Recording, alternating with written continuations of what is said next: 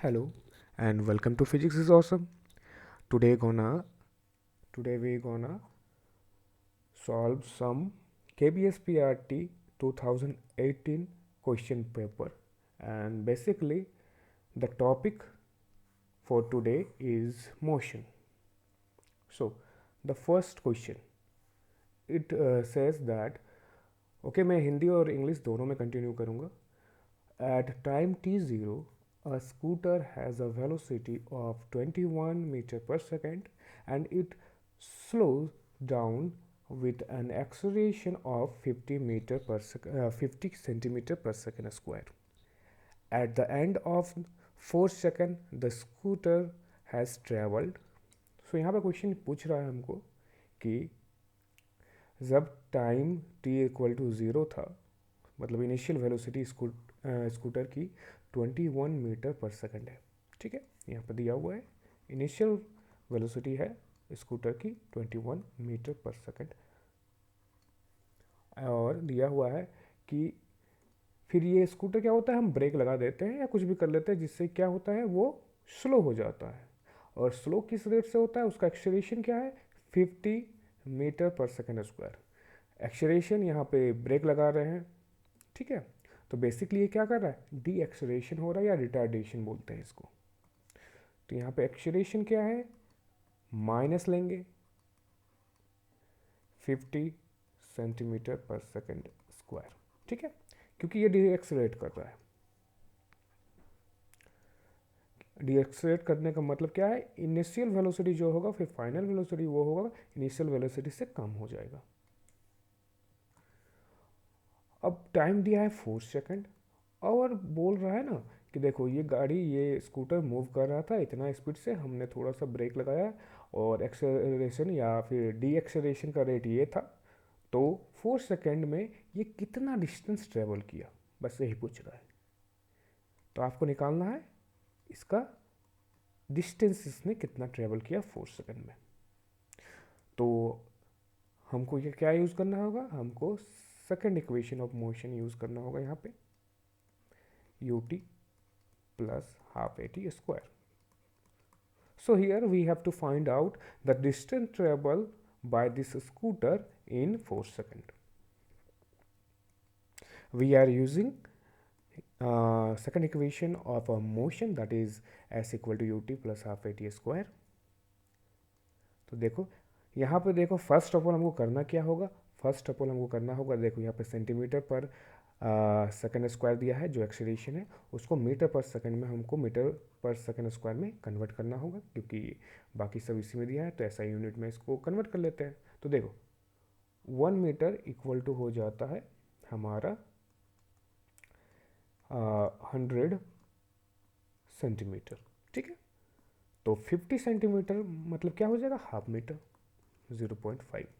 ऐसे कर लो या फिर ऐसे इस तरह करो कि 50 सेंटीमीटर को मीटर में कन्वर्ट करो इंटू 10⁻⁻² मीटर पर सेकंड स्क्वायर, और ये माइनस में रहेगा, ये लिखो, या फिर इसको 0.5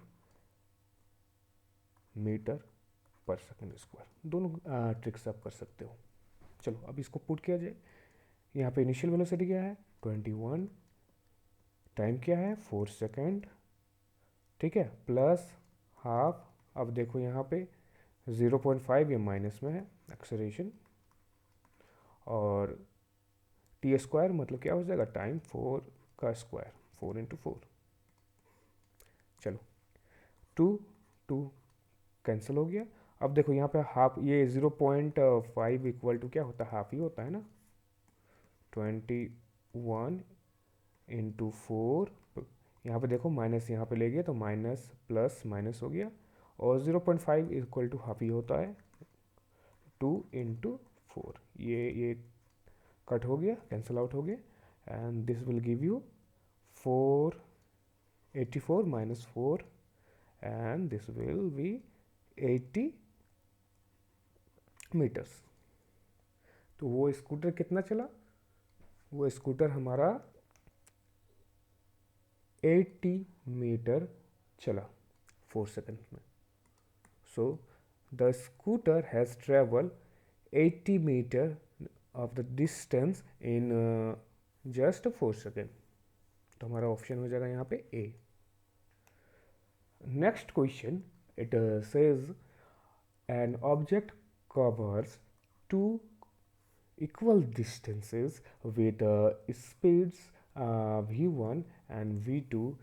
The average speed of the object is, देखो देखो यहाँ पे जो क्वेश्चन है वो पूछ रहा है हमको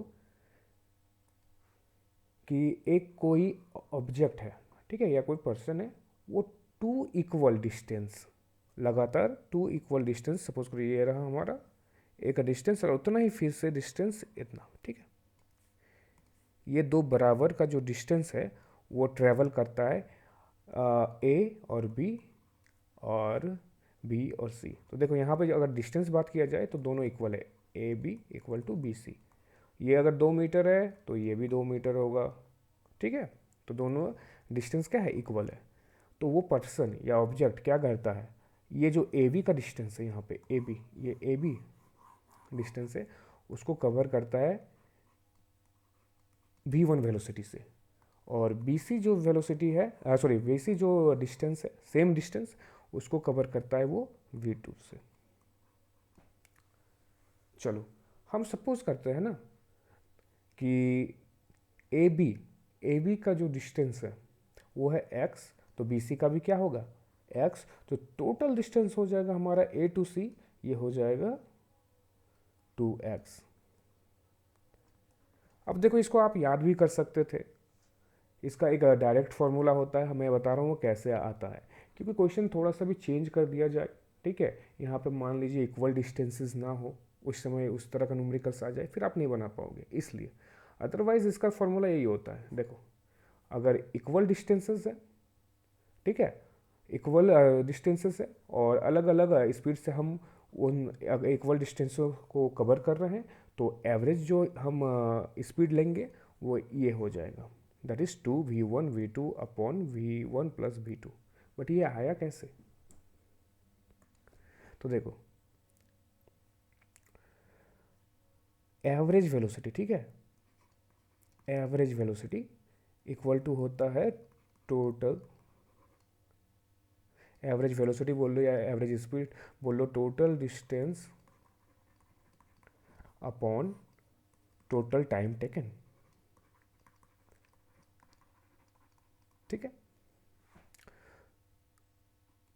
अब सपोज करते हैं ना कि ये जो डिस्टेंस है ए बी का डिस्टेंस इसने कवर किया किस स्पीड से, v1 के स्पीड से, तो उसको लगा t1 टाइम, इतना टाइम में वो कवर कर लिया।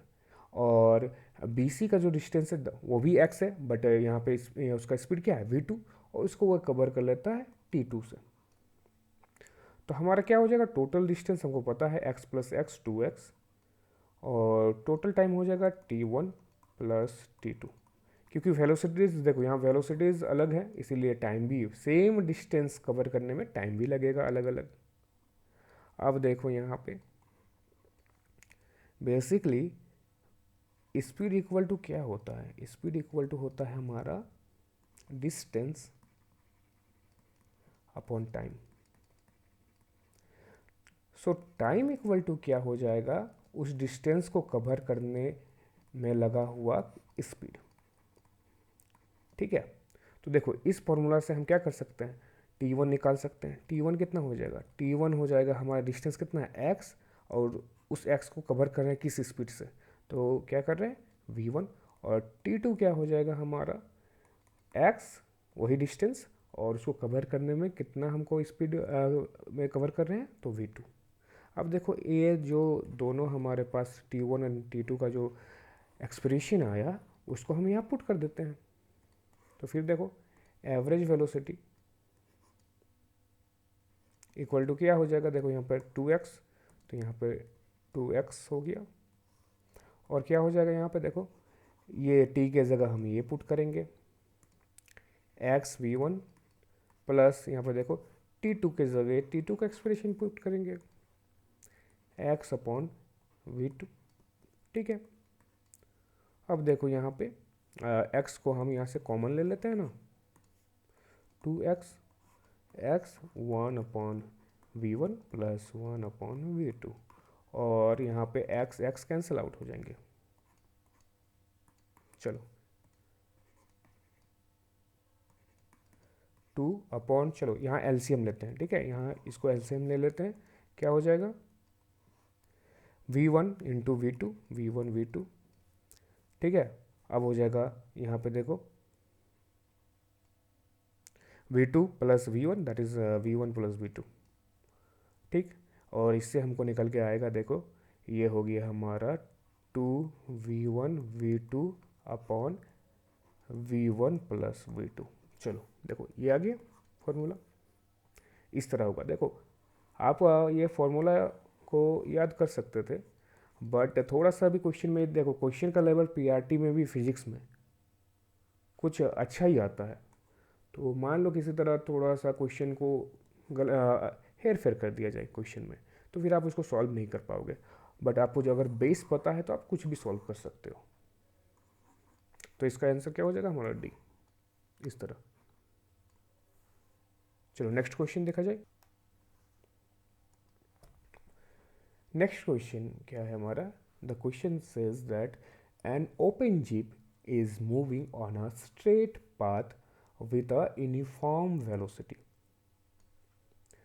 A person sitting on the front seat projects a ball vertically upward. After some time, the ball, देखो क्वेश्चन यहाँ पूछ रहा है, देखो यहाँ पे एक जीप है,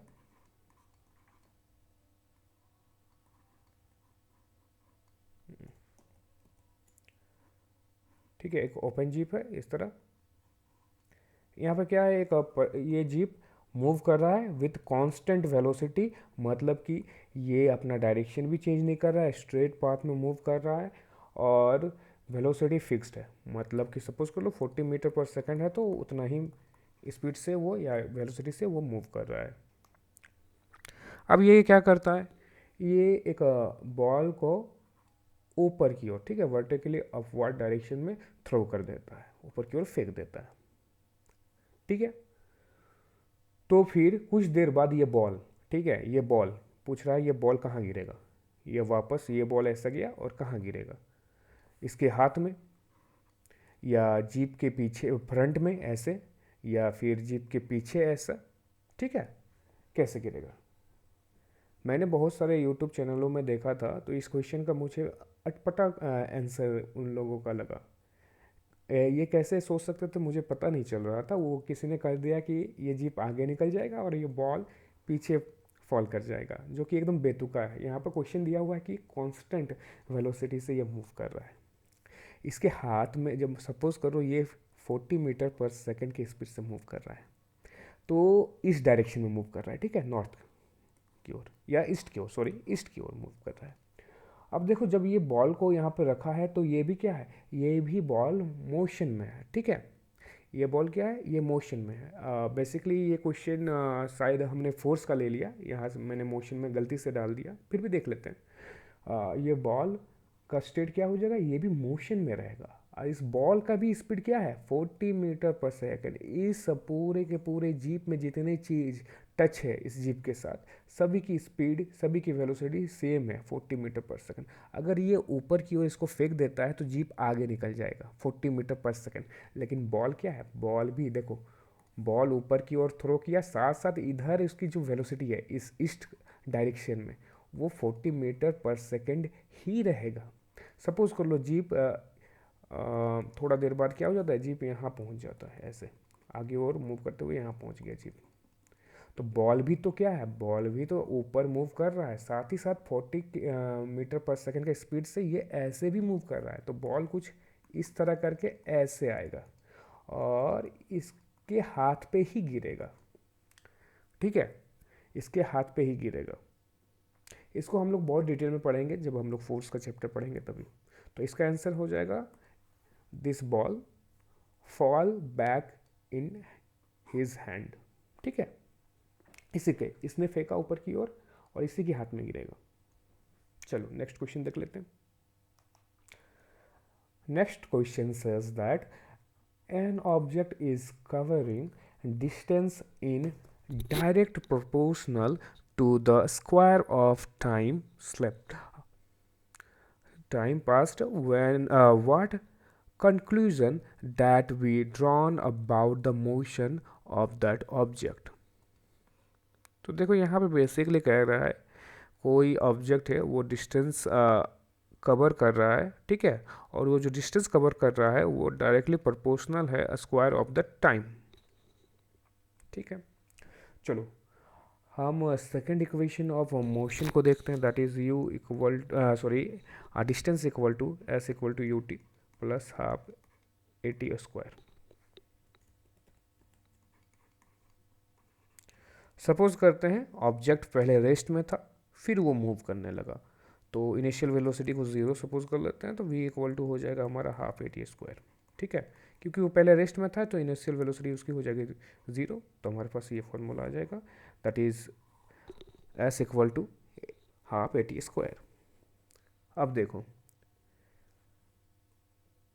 a is directly proportional to b, इसका मतलब होता है a का वैल्यू आप चेंज करोगे तो b का भी वैल्यू चेंज होगा। a को अगर इंक्रीज करोगे तो b इंक्रीज होगा, a को डिक्रीज करोगे तो b भी डिक्रीज होगा। बट ये दोनों क्वांटिटी a और b इक्वल नहीं है। ये कब इक्वल हो सकते हैं?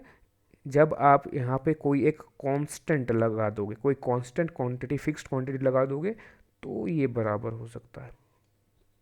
इसी तरह यहाँ पे बोल रहा है s directly proportional to t square, ये कब हो सकता है? देखो कब हो सकता है, जब इसको हटा के एक कांस्टेंट लगा दें। सोचो ये देखो 1/2 हाफ तो एक कांस्टेंट है, अगर a हमारा a भी कांस्टेंट हो जाए, ये दोनों टर्म अगर कांस्टेंट हो जाए तो हम बोल सकते हैं ना s is directly proportional to t square. 9th में आपने पढ़ा होगा प्रोपोर्शनलिटी के बारे में, प्रोपोर्शनल, ठीक है, रेशियो प्रोपोर्शनल के बारे में पढ़ा होगा कि जब प्रोपोर्शनलिटी का साइन है इसको हटाना होता है तो इक्वल करने के लिए दोनों को एक कांस्टेंट का हमको कांस्टेंट इंट्रोड्यूस करना होता है। तो ये देखो ये अगर ये कांस्टेंट हो जाए ना तो ये s डायरेक्टली प्रोपोर्शनल होगा टी स्क्वायर के। अब a मतलब क्या है यहाँ पे? एक्सेलरेशन है। एक्सेलरेशन क्या हो जाए? कांस्टेंट हो जाए यहाँ पे। तो देखो यहाँ पे क्या दिया है? Object moving with 0 acceleration, the acceleration of object is constant, है ना। तो ये अगर कांस्टेंट हो जाए एक्सेलरेशन तो हमारा क्या हो जाएगा? ये स्टेटमेंट है वो ट्रू हो जाता है। तो इस तरह हम बोल सकते हैं इसका आंसर हो जाएगा हमारा B. Next question says that if the distance time graph of the motion of an object is straight line but not parallel to the time axis, then it may be concluded that the object is moving with a non-zero acceleration, constant acceleration, increasing acceleration, constant velocity. So here यहाँ पर मतलब पूछ क्या रहा है कि एक मतलब दिया हुआ है टाइम डिस्टेंस टाइम ग्राफ है और उसका जो स्लोप है, ठीक है, बेसिकली वो स्लोप है, वो स्लोप क्या कर रहा है? स्ट्रेट लाइन दिया हुआ है।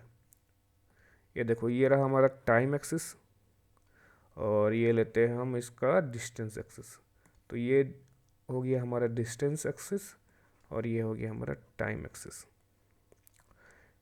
क्या पूछ रहा है यहाँ पे? देखो यहाँ पे बोल रहा है कि स्ट्रेट लाइन है जो पैरेलल टू टाइम एक्सिस नहीं है, ठीक है, इस तरह नहीं है, ये ऐसा नहीं है और ये ऐसा हो नहीं सकता। इसका मतलब समझते हैं क्या?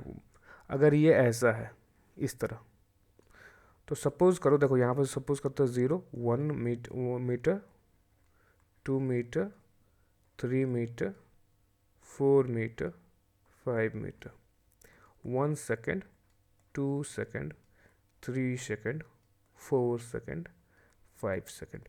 देखो इसका मतलब क्या है? अगर ये पैरेलल टू, ये जो स्लोप है वो पैरेलल टू टाइम एक्सिस हो जाएगा, इसका मतलब देखो 1 सेकेंड में भी ऑब्जेक्ट का पोजीशन कहाँ है? यहीं पे है, 2 सेकेंड बाद भी यहीं पे है, 3 सेकेंड बाद भी यहीं पे है, 4 सेकेंड में भी ये यहीं पे है, मतलब कि ऑब्जेक्ट मूव नहीं कर रहा, ठीक। अगर देखो यहाँ पे देखो इस तरह हो जाए तो इसका क्या मतलब है? इसका मतलब है, देखो इसका मतलब है कि देखो 3 सेकंड में ऑब्जेक्ट ने 1 मीटर डिस्टेंस पे ट्रेवल कर दिया 2 3 4 5 6, तो वो मतलब टाइम पास भी नहीं हो रहा है, ठीक है, और वो डिस्टेंस पूरा कवर कर ले रहा है, तो इसका कोई मतलब नहीं निकलता है। हाँ, थोड़ा मतलब निकलता है, लेकिन वो आपको समझने का ज़रूरत नहीं है। तो यहाँ पे इसका क्या है, कोई मतलब नहीं निकल रहा है, ठीक है। ये दोनों हम चीज़ नहीं लेंगे, ना तो हम यहाँ पे इस तरह का एक्सेस लेंगे ऐसा, जो कि बेतुका है, यहाँ पे होगा नहीं, और यहाँ पे क्वेश्चन में लिखा है ये ऐसा लेना नहीं है। तो सपोज को लोग इसी तरह है स्ट्रेट लाइन, तो ये क्या बताना चाहता है, तो देखो स्लोप का क्या मतलब होता है। स्लोप का मतलब होता है बेसिकली, देखो y axis upon x axis, इसको बोलते हैं स्लोप। राइज अपॉन रन, ठीक है, इसको बोलते हैं हम स्लोप। तो यहाँ पे जो स्लोप अगर स्ट्रेट लाइन दिखा रहा है, यहाँ पे इस तरह स्ट्रेट लाइन है, तो ये स्ट्रेट लाइन हमको हमेशा बताता है कि जो वेलोसिटी है यहाँ पे वो कांस्टेंट है, यूनिफॉर्म वेलोसिटी है, एक्सेलरेशन नहीं हो रहा है, एक्सेलरेटेड मोशन नहीं है ये।